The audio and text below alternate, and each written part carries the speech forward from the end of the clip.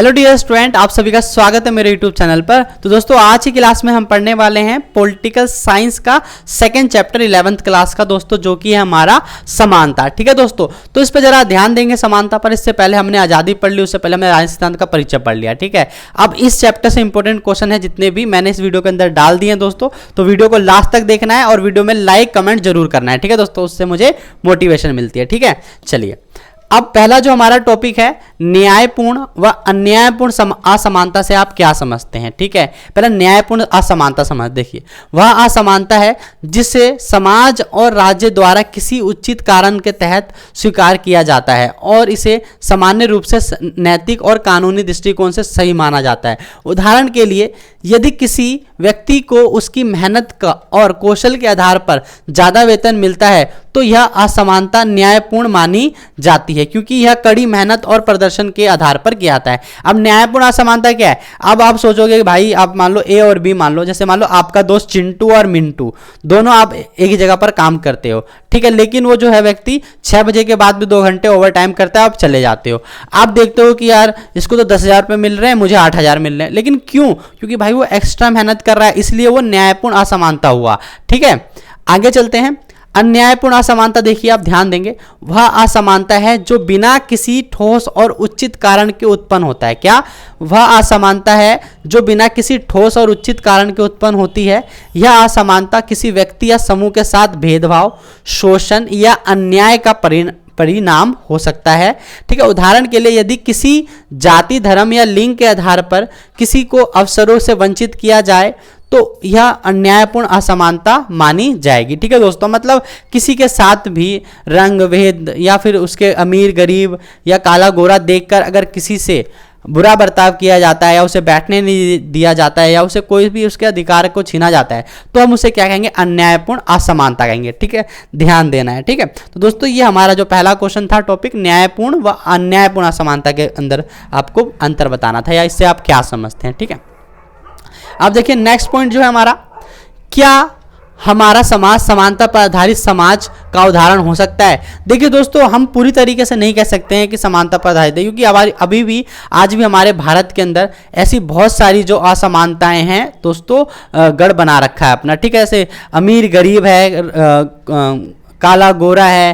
ठीक है दोस्तों, बहुत तरीके से नाटा बोना है, मतलब हाइट को लेकर, मोटा लेकर, छोटा लेकर, हर एक चीज को लेकर दोस्तों यहाँ पर असमानता है। ठीक है, तो जरा ध्यान देंगे, हमारा समाज पूर्ण समानता पर आधारित नहीं है। ठीक है, लेकिन हम इसे समानता की ओर बढ़ाने वाला समाज कह सकते हैं, क्योंकि हम हमारे संविधान के अंदर समानता के अधिकार दे रखा है। ठीक है, अनुच्छेद कौन से में समानता का अधिकार है लिख के बता दो दोस्तों, मैं समझ जाऊंगा कि आप लोगों ने पढ़ाई कर रखी है और मेहनत कर रहे हो। ठीक है, चलिए देखिए, वर्तमान में हमारे समाज में सामाजिक, आर्थिक और राजनीतिक असमानताएं मौजूद हैं, जैसे जातिवाद, लिंग भेदभाव और आर्थिक विषमताएं। हालांकि भारतीय संविधान और सामाजिक सुधार आंदोलन ने समानता के सिद्धांत को प्रमुखता दी और समानता के आदर्श को स्थापित करने के लिए कई प्रयास भी किए गए। ठीक है, अब वही बात है दोस्तों कि हमारे संविधान के अंदर तो सारी चीजें हैं, लेकिन लोगों का क्या करे, वो समझते ही नहीं है भाई, वो करने पर बिल्कुल ही लड़ लेते हैं, मर लेते हैं थोड़ी थोड़ी सी बात पर। ठीक है, अब देखिए अगला क्या है, मार्क्सवाद व उदारवाद में समानता की अवधारणा को ध्यान में रखते हुए अंतर स्पष्ट कीजिए। क्या बोला? मार्क्सवाद व उदारवाद में समानता की अवधारणा को ध्यान में रखते हुए अंतर स्पष्ट करें। तो ध्यान देंगे उत्तर में जरा। देखिए, मार्क्सवाद और उदारवाद दोनों की समानता का अवधारणा अलग अलग है। दोनों ही समानता की जो अवधारणा देते हैं, मार्क्स और जो उदारवाद का, दोनों ही अवधारणा जो है अलग अलग देते हैं समानता। पहले तो हम पढ़ते हैं मार्क्सवाद। देखिए, मार्क्सवाद के अनुसार समानता का मतलब है वर्ग संघर्ष का अंत करना। किसका? वर्ग। जैसे मान लो हमारे भी हिंदू धर्म के अंदर या किसी भी धर्म, या कोई भी ले लो यार, मुस्लिम को ले लो, किसी को भी ले लो, ठीक है, कोई ऐसी बड़ी बात नहीं है। सबके अंदर आपको नाम का भी फर्क मिल जाएगा, सरनेम का फर्क मिल जाएगा, वर्ण मिल जाएंगे। जैसे हिंदू में मान लो ब्राह्मण, क्षत्रिय, शूद्र, ये सारे मिल जाएंगे आपको वर्ण व्यवस्था के अंदर, और इन सब की बिल्कुल अलग अलग है। ठीक है, और उसका मुसलमानों की भी कोई ऐसी बात नहीं, उसमें भी मिल जाएगा, शिया सुन्नी मिल जाएगा, कट्टर मिल जाएगा, मतलब बहुत सारी चीजें हैं दोस्तों, विविधता बहुत है। ठीक है, तो उसी आधार पर वर्ग संघर्ष का अंत करना होता है जिसमें पूंजीपतियों और श्रमिकों के बीच अंतर को खत्म किया जाता है।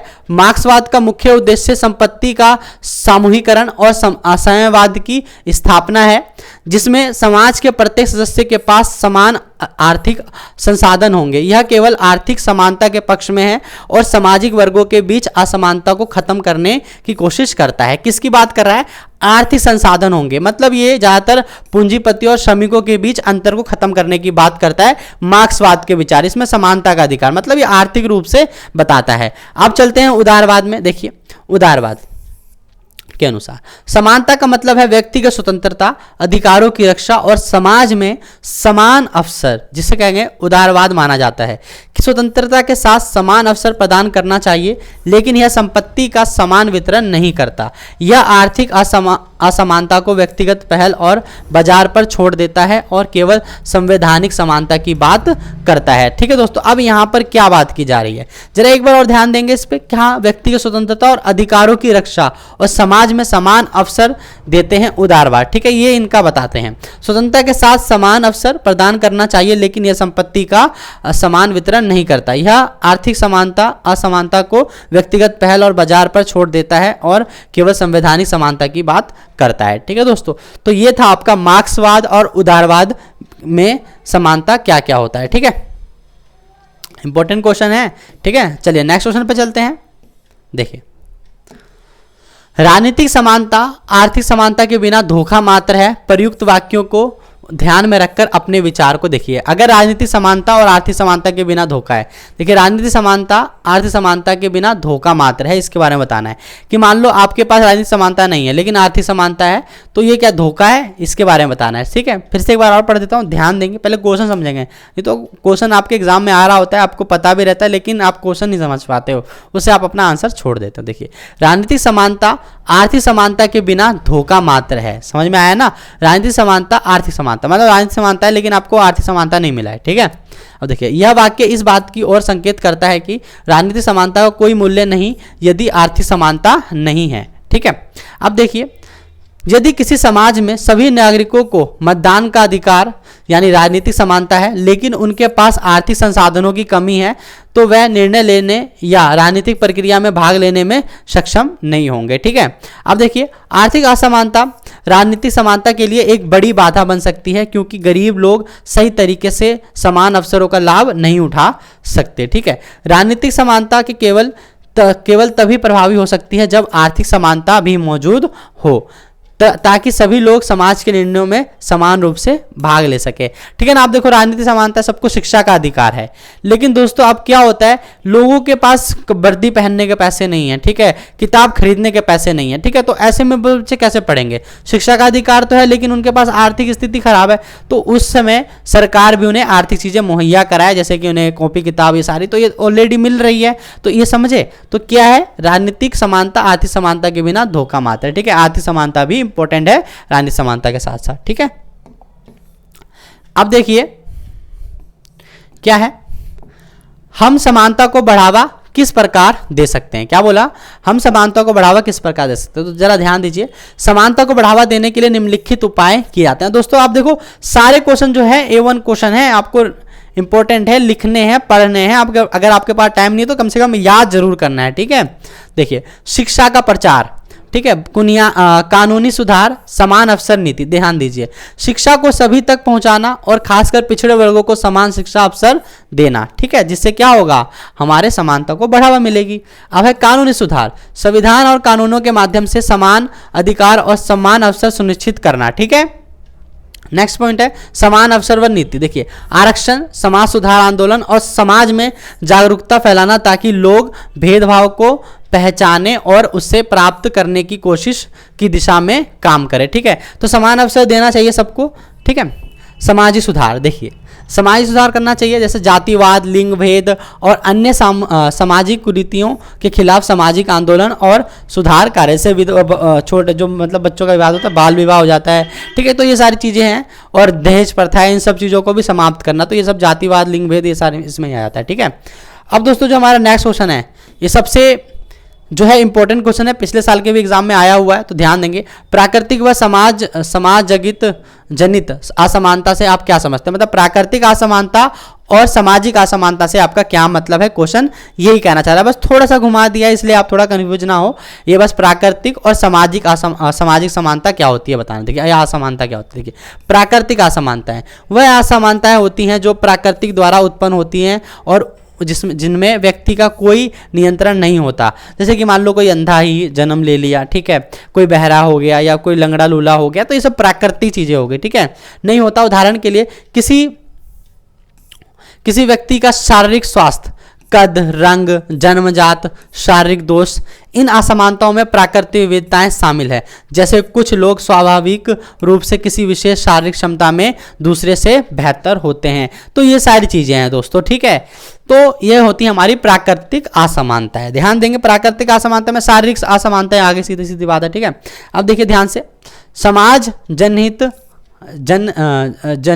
असमानता, मतलब जो समाज के अंदर मतलब समाज में जो पैदा हुई है असमानता है उनकी बात की जा रही है। देखिए वह असमानताएं होती हैं जो समाज की संरचना और सांस्कृतिक, राजनीतिक, आर्थिक व्यवस्थाओं द्वारा उत्पन्न होते हैं। किसके द्वारा दोस्तों?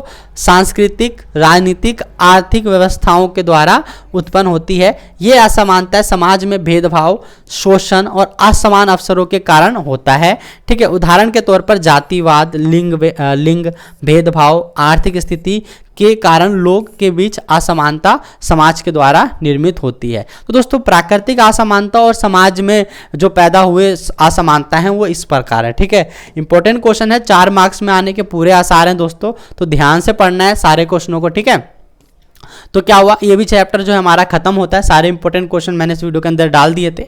और दोस्तों वीडियो को लाइक और कमेंट करना बिल्कुल ना भूलें। और अगर अभी भी आपने मेरे चैनल को सब्सक्राइब नहीं किया है तो सब्सक्राइब जरूर कर ले, ठीक है दोस्तों। तो मिलते हैं नेक्स्ट वीडियो में, जब तक के लिए वीडियो देखते रहे, ठीक है।